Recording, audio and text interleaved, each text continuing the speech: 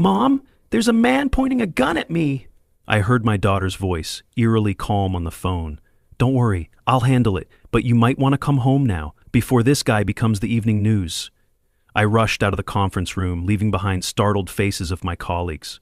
We had moved into this neighborhood just 2 weeks ago. Who would have thought the homeowners association would welcome my daughter with a gun barrel? They picked the wrong house. More importantly, they had no idea who she was.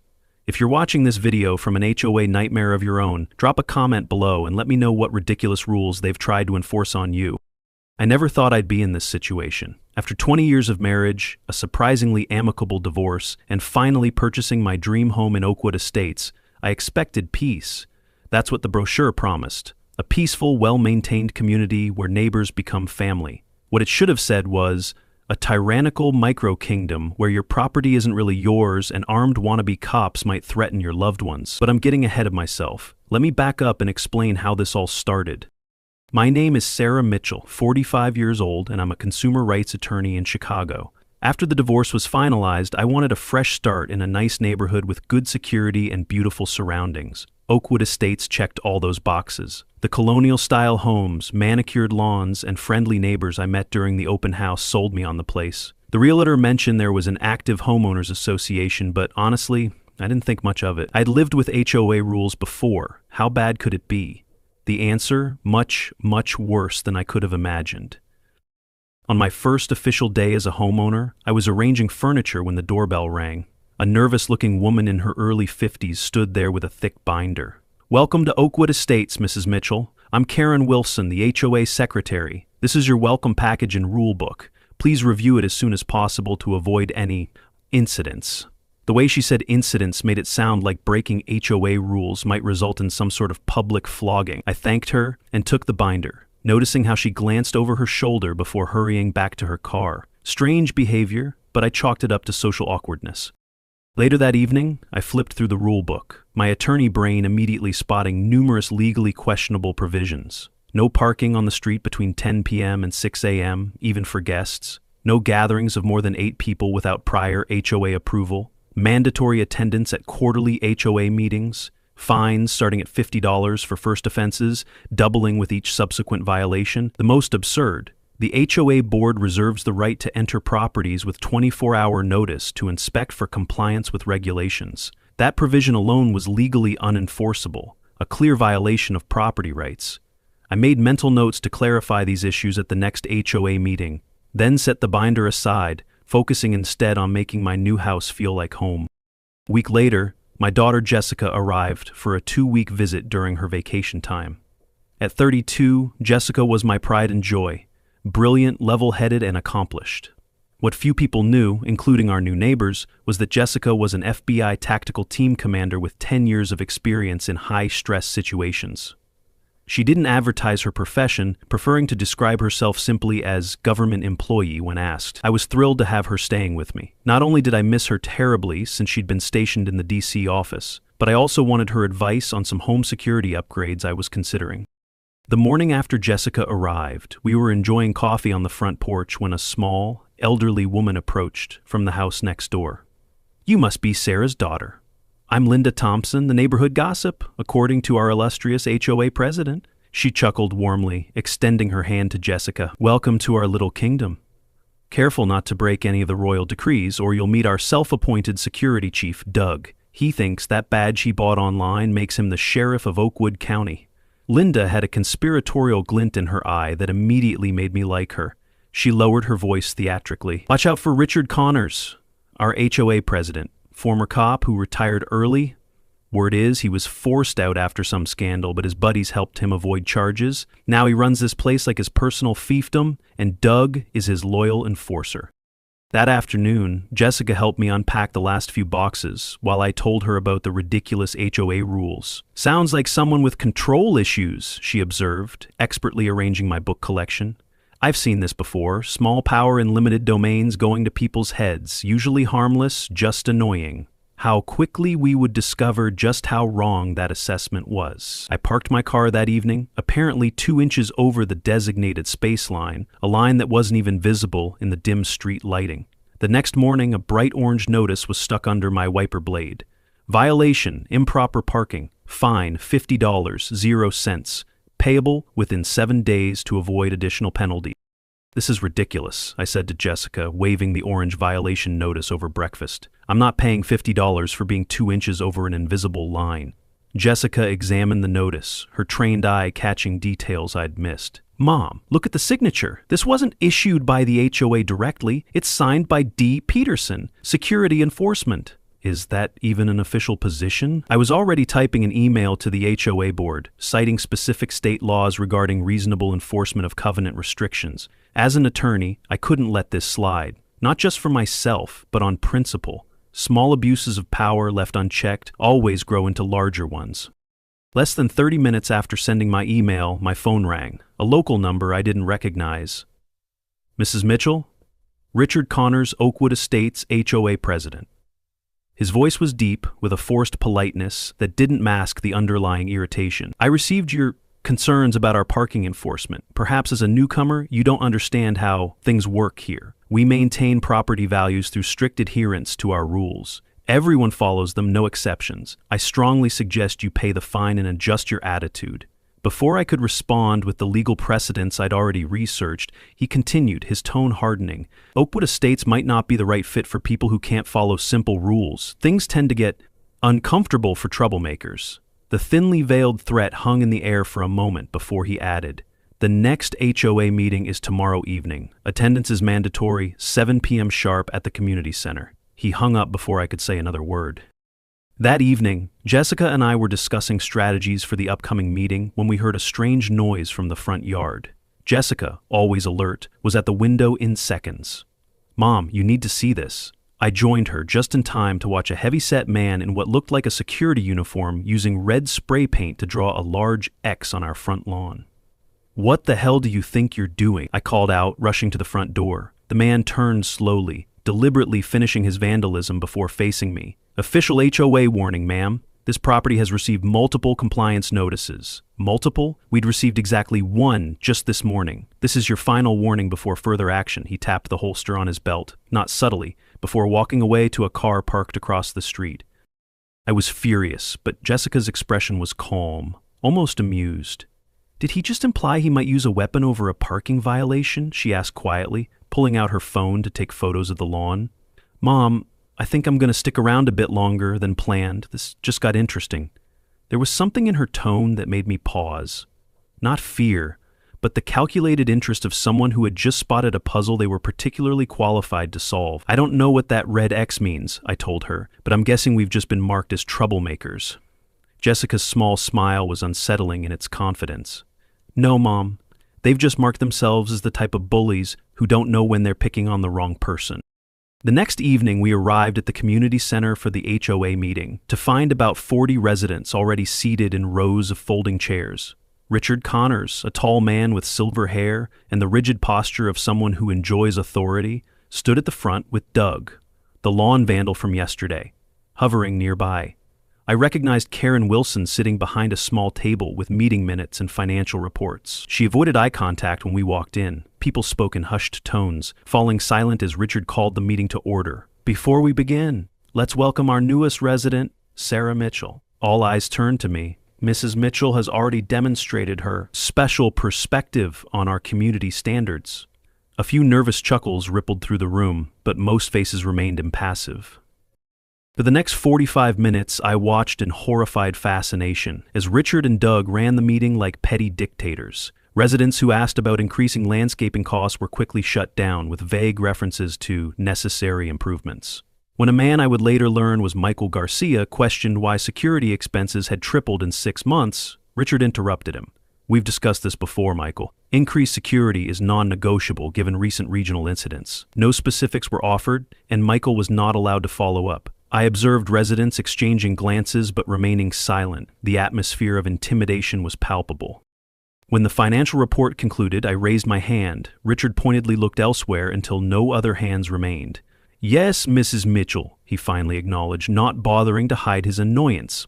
I have several questions about the legal basis for some of your enforcement protocols, I began, my voice steady, particularly the provision allowing HOA representatives to enter private property for compliance inspections. that directly contradicts state property laws unless specific consent is established in the original deed. A tense silence fell over the room. Additionally, your fine structure exceeds what's permissible under state statutes governing homeowners associations, specifically Code 27-45.3. Richard's face flushed, his knuckles whitening around the podium. Mrs. Mitchell, we appreciate your legal opinions.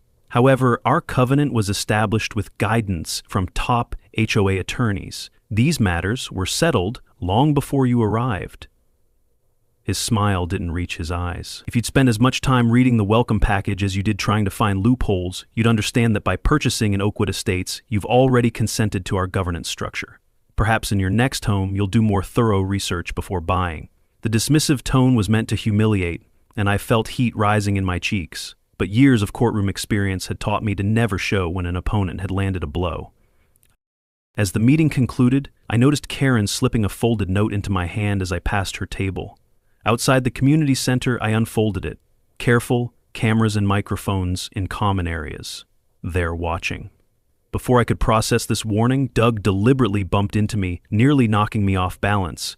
We know how to handle people like you, he muttered, just loudly enough for me to hear. Ask the Johnsons why they sold so quickly last year. With that, he walked to his car, the same one that had been parked outside our house the night before. When I returned home, I found Jessica in animated conversation with Linda Thompson and a man I didn't recognize in our living room. Mom, Jessica said, her eyes bright with excitement, I think we've found a small army to fight the neighborhood tyrant. She introduced Michael Garcia, the same man who had asked about security expenses at the meeting. Michael has some very interesting security footage you need to see. Before she could elaborate, my phone chimed with an email notification. The subject line read, Serious violation, $500, 0 cents, fine. Sent from Richard Connor's HOA email address.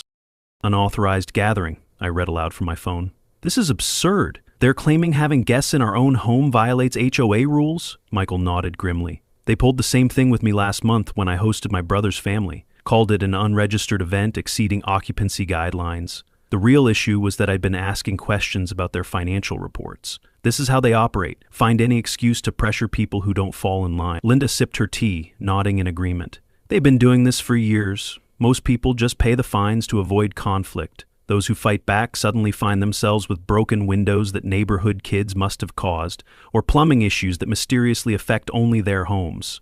She leaned forward. But the Mitchells aren't most people, are they? Jessica grinned, a determined expression I hadn't seen since she took down a notorious fraud ring 3 years ago. Michael has been documenting Richard and Doug's activities for months. Show her, Michael. He opened his laptop and played a series of video clips from his home security system. Richard and Doug accepting cash from a construction contractor working on a house without proper permits. Doug placing violation notices only on homes of residents who had questioned the board. And most disturbing, Richard and a man in a business suit examining houses while referencing a list, including mine. They've got a blacklist, Michael explained. Homes they want to target because the locations are prime for redevelopment once the new commercial zone is approved across the highway. Linda pulled a small notebook from her purse. I'm a retired investigative journalist. Old habits die hard. I've been keeping records of every suspicious activity since Richard took over the HOA 3 years ago. 26 families have been forced out through harassment, selective enforcement, and in some cases, what I'd call outright intimidation. The homes are always purchased by shell companies that trace back to Richard's brother-in-law's real estate investment firm. They're buying low from harassed homeowners and sitting on properties until the rezoning goes through. The pieces were falling into place. This wasn't just petty power abuse. It was a calculated real estate scheme. So, they're not just neighborhood tyrants. They're real estate predators, I said, feeling the familiar fire that ignited whenever I encountered systematic injustice. As a consumer rights attorney, I'd seen countless schemes to defraud ordinary people, but this one struck a deeper chord. It was happening in my own home, to my own neighbors.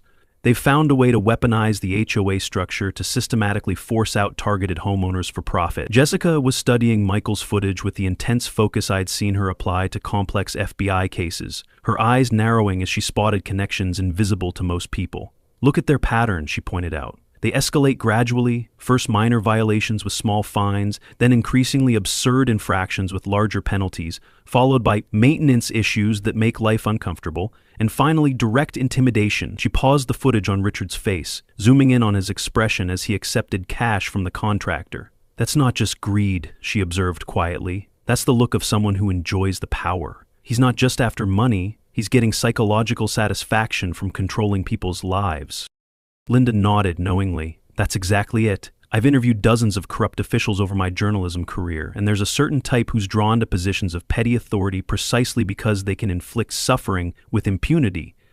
The HOA structure is perfect for them. Minimal oversight, broad enforcement powers, and a captive audience who literally can't escape without selling their homes." Michael added, "My security system captured something else last week. Richard telling Doug which houses to target next. He specifically mentioned yours, Sarah, saying you were going to be a problem. He already had plans to squeeze you out before you even challenged him at the meeting." The thought that I had been targeted from the beginning sent a chill down my spine, followed quickly by righteous anger. These bullies had no idea who they were dealing with. A seasoned attorney and an FBI tactical commander who specialized in taking down organized criminals. The next morning, I filed a formal complaint with the City Housing Authority about the HOA's practices. By afternoon, our water was shut off. "Emergency maintenance on your section of the line," Doug announced when I confronted him, not even trying to hide his smirk. "Should be back on in 6 hours or so.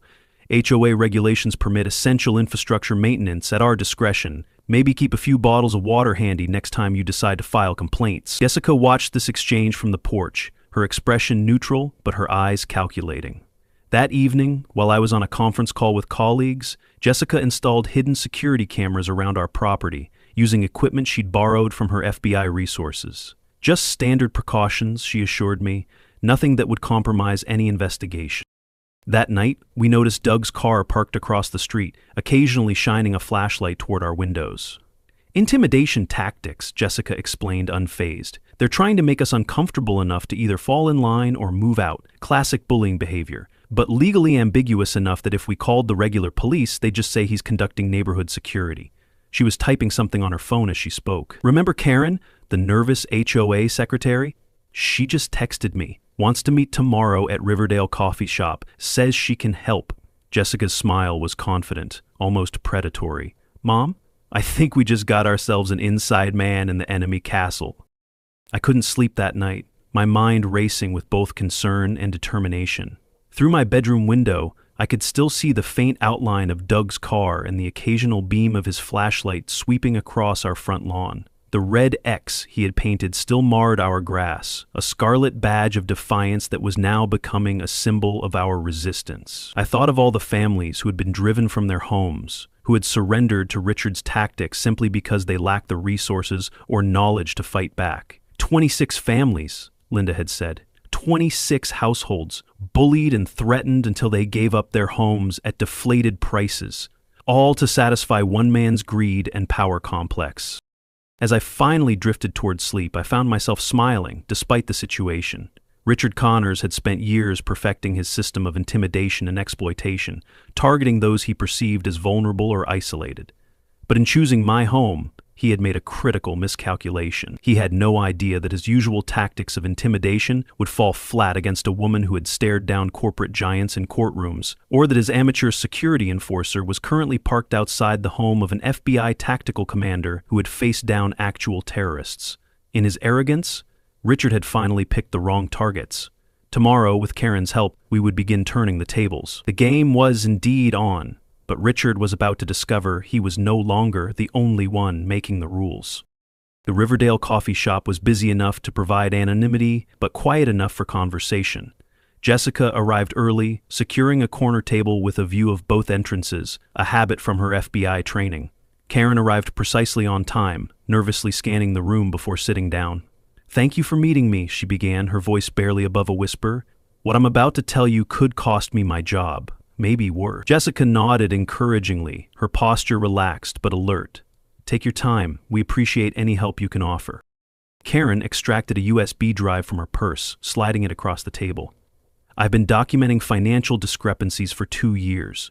Richard doesn't know I have accounting experience. He thinks I'm just a glorified secretary who follows orders.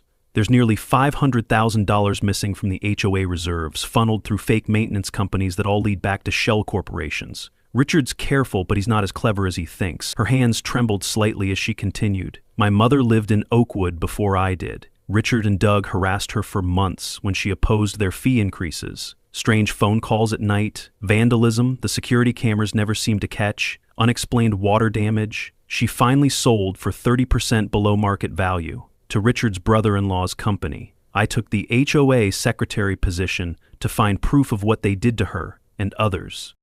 While Jessica was meeting with Karen, I discovered a new line item on our HOA bill. Enhanced Security Assessment, $200, 0 cents/month. When I called the HOA office to question this, I was told it was a special assessment approved by the board due to increased security concerns in the neighborhood. No such concerns had been mentioned at the meeting, nor had any vote for special assessments taken place. I was preparing a formal legal response when Jessica returned from her meeting, her expression both troubled and determined. They're targeting your house specifically, she explained, showing me documents Karen had provided. Your lot is one of 5 that would complete a contiguous block of properties their investment group wants to control before the commercial rezoning application goes through. They've successfully pushed out 3 of the 5 homeowners already. You and the Garcias are the last holdouts. She pulled up a map on her laptop showing property ownership in our neighborhood, with nearly 30% of homes now owned by various LLC names that Karen had confirmed were all connected to Richard's brother-in-law.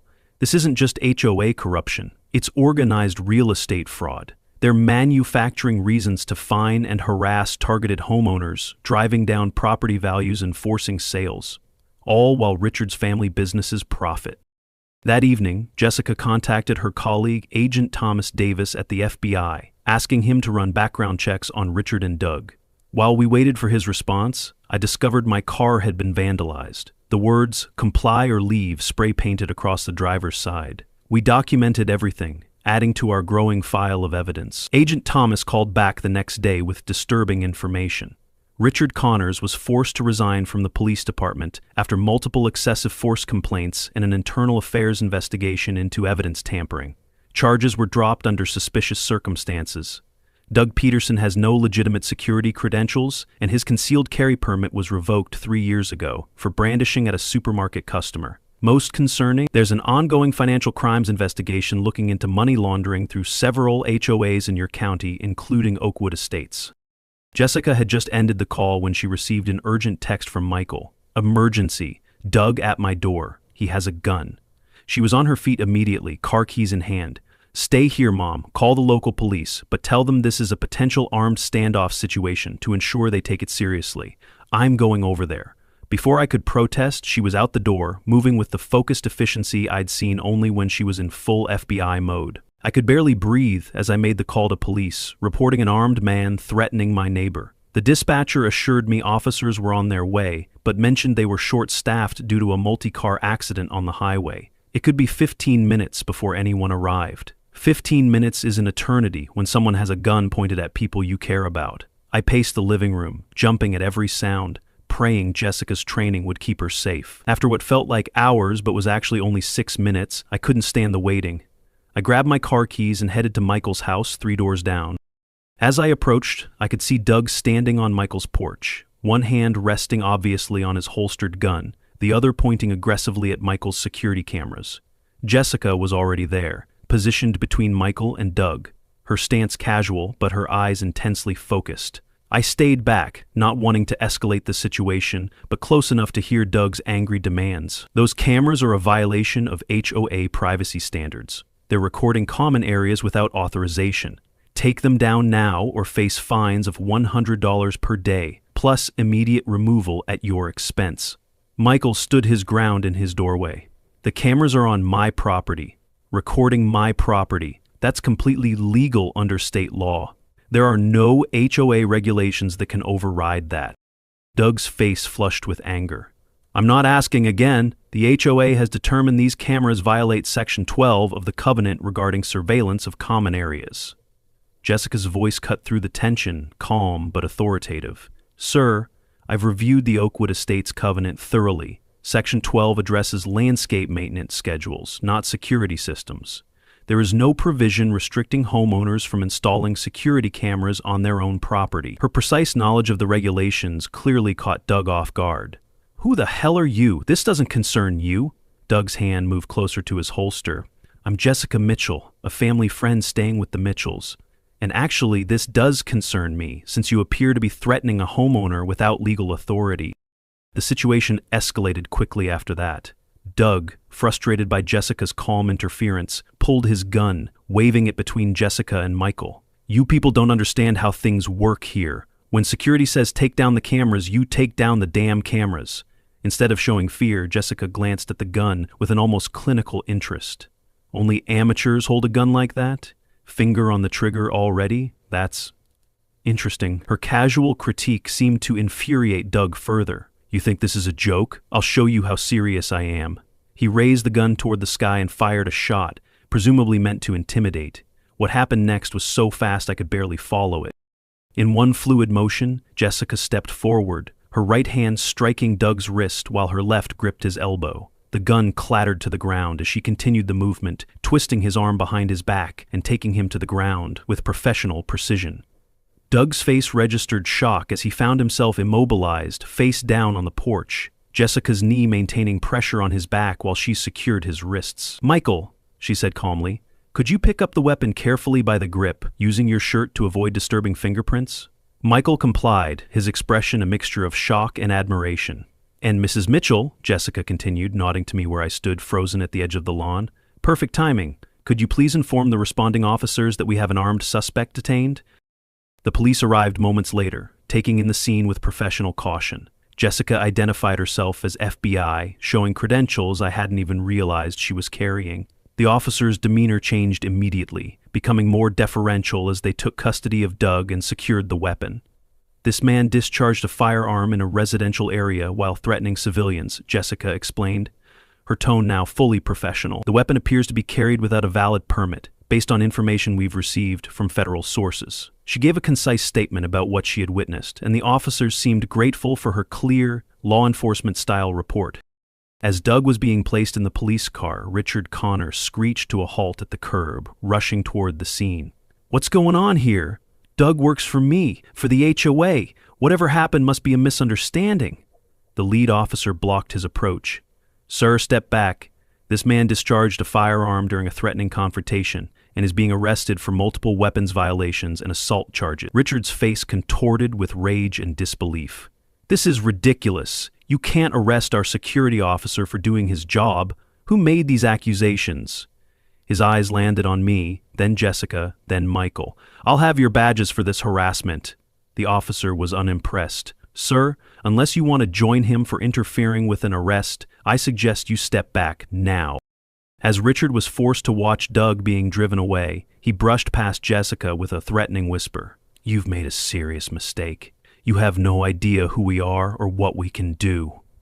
Jessica's response was a calm smile. "Funny, that's exactly what I was about to say to you." Richard's retaliation was swift and calculated. The next morning, our mailbox was stuffed with violation notices.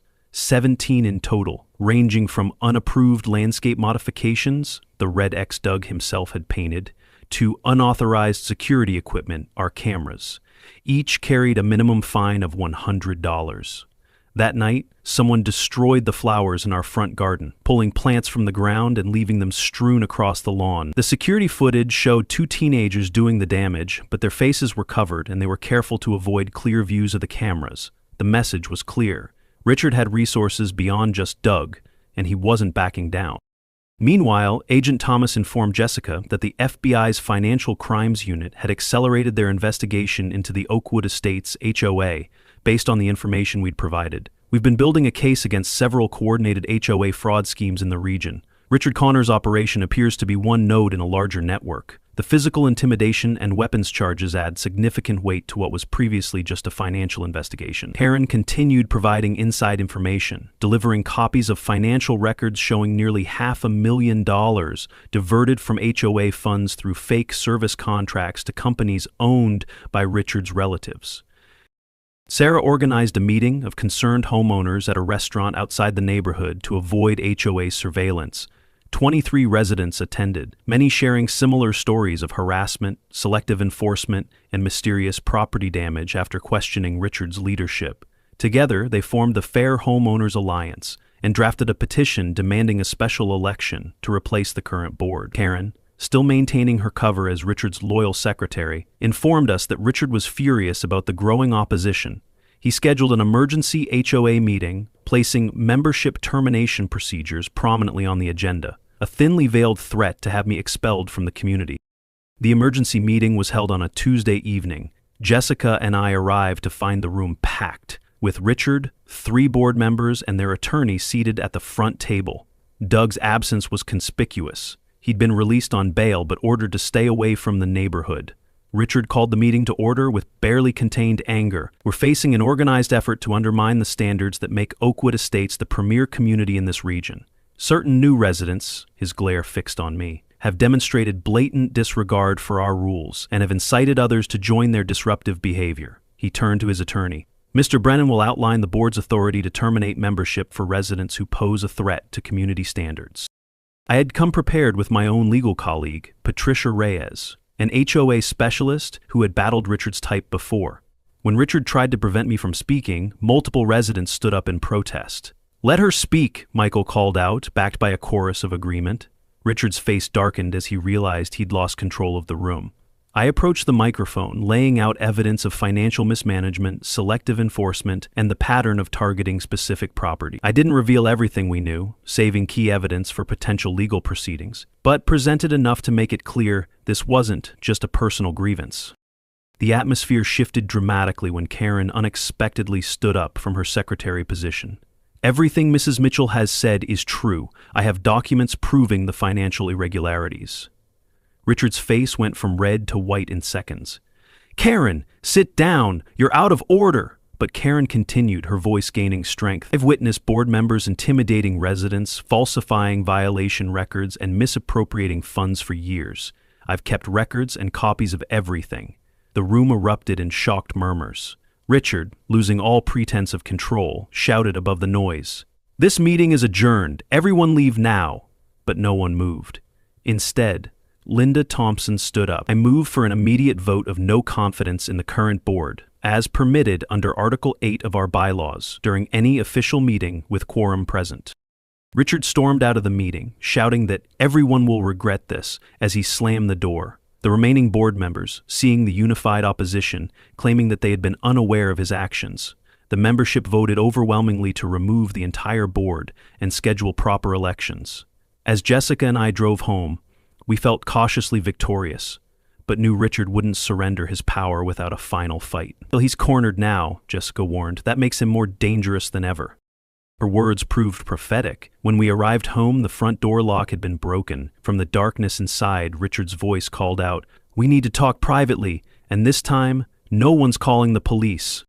My heart pounded as Jessica motioned for me to stay behind her, her right hand instinctively reaching toward her hip where her service weapon would normally be, but she was off duty, unarmed. "Richard," she called calmly into the darkened house, "breaking and entering is a federal crime.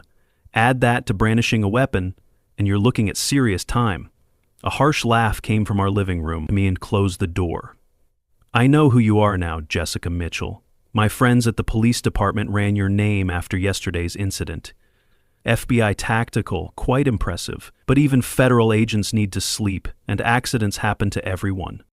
We entered cautiously to find Richard seated in my favorite armchair, a handgun resting casually on his knee. Jessica assessed the situation with a quick glance, noting exits, positions, distances, before focusing on Richard himself. "What's your endgame here, Richard? You've already lost control of the HOA. The FBI's Financial Crimes Unit has been investigating you for months. Walking away now with what you've already skimmed would be your smartest move." I noticed Jessica subtly pressing something in her pocket, activating her phone's recording function and the hidden security cameras we'd installed. Richard's smile didn't reach his eyes. "Very direct, Agent Mitchell. I appreciate that. So I'll be direct too. I have this." He held up a thick document with one hand, keeping the gun steady with the other. "A complete retraction of all accusations, signed by both of you, accompanied by your immediate notice to sell your property. In return, I'm prepared to be generous, $50,000 above your purchase price. Sign now, we all move on with our lives. Refuse? He gestured with the gun, and things get complicated. Jessica tilted her head curiously. That's your solution? More threats? You realize that's what got you into this mess in the first place. For the next 20 minutes, Jessica masterfully kept Richard talking about his plans, his grievances, his sense of entitlement to control the neighborhood. She led him through a conversation that systematically extracted confessions to multiple crimes, all while appearing merely to be negotiating. So, let me understand this correctly. She said at one point, you and your brother-in-law's investment firm have been targeting specific properties because they complete a development block that will be worth 3 times as much after rezoning? Richard, feeling in control with his weapon, became increasingly boastful about the scheme. He would be thankful to do the work for her. 34 properties acquired over 3 years, most at 20 to 30% below market value. Once the commercial rezoning goes through next month, we'll clear $7 million in profit, minimum. The fools who sold never even realized what was coming. As Richard continued revealing details, the shell companies, the kickbacks to city planning officials, the coordination with other HOAs in the region, I watched Jessica patiently building a comprehensive confession. When she asked about Doug's an idiot, useful for scaring old ladies and placing violation notices. He'll take the weapons charges and keep his mouth shut if he knows what's good for him. I've got enough dirt on half the police department to ensure this all goes away. Jessica nodded sympathetically. It must be frustrating dealing with incompetent help. Is that why you decided to handle us personally? Richard's ego couldn't resist the bait. Some situations require a personal touch. Your mother was becoming a rallying point for the malcontents. You proved unexpectedly resourceful. Together, you threatened 3 years of careful planning. Sometimes, you need to remove obstacles decisively. Richard finally lost patience with the conversation. Enough talk. Sign the documents now, or I'll make this look like a tragic home invasion gone wrong. He raised the gun directly at me. Your daughter might be FBI, but even she can't move faster than a bullet. Jessica remained unnervingly calm. Before you pull that trigger, Richard, you should know 2 things. First, that gun you're holding has been reported stolen from the police evidence room 3 years ago, part of why you retired early, I'm guessing. Second, this entire conversation has been transmitted live to my colleague, Agent Thomas Davis, who is currently parked down the street with a tactical team. Richard's momentary confusion gave Jessica the opening she needed. With explosive speed, she executed a perfect disarming technique, stepping inside his aim while controlling his wrist, removing the gun from his grasp before he could react. In the same fluid movement, she twisted his arm behind his back, forcing him face down onto the floor. Richard Connors, you're under arrest for breaking and entering, attempted extortion, assault with a deadly weapon, conspiracy to commit real estate fraud, and about a dozen other charges we'll sort out later. The front door burst open, and Agent Thomas entered with 4 FBI agents in tactical gear, weapons drawn. Perfect timing, Jessica said, not even slightly out of breath as she maintained her hold on Richard. Our friend here's been quite informative. Richard's face contorted with shock and rage as he was handcuffed. You can't do this. Do you know who I am? I have friends in, Jessica cut him off, in the police department, the DA's office, city planning. Yes, we know. They're all being investigated too. Financial Crimes Task Force has been watching your entire network for months. Your HOA scam was just the tip of the iceberg that led us to a much bigger operation. Thomas nodded respectfully to Jessica as his team secured Richard. Commander Mitchell, any further instructions? Richard's eyes widened at the title. Commander? Jessica smiled slightly. Special Tactical Operations Commander, FBI, Chicago Field Office. And you just threatened my mother at gunpoint. Not your smartest move, Richard. 1 week later, our backyard was filled with neighbors for an impromptu community barbecue. The news of Richard and Doug's arrests had spread quickly, along with details of the larger investigation into HOA fraud schemes across the county. Linda had been elected interim HOA president, with Karen serving as treasurer and Michael heading a newly formed transparency committee. The atmosphere was celebratory but also cathartic. Many residents shared stories of intimidation they'd previously been too frightened to discuss. I can't believe we put up with it for so long, one elderly gentleman told me, shaking his head. We were all so isolated, thinking we were the only ones being targeted. Divide and conquer. It's an old tactic. Jessica was helping serve drinks, looking relaxed and at home among our neighbors.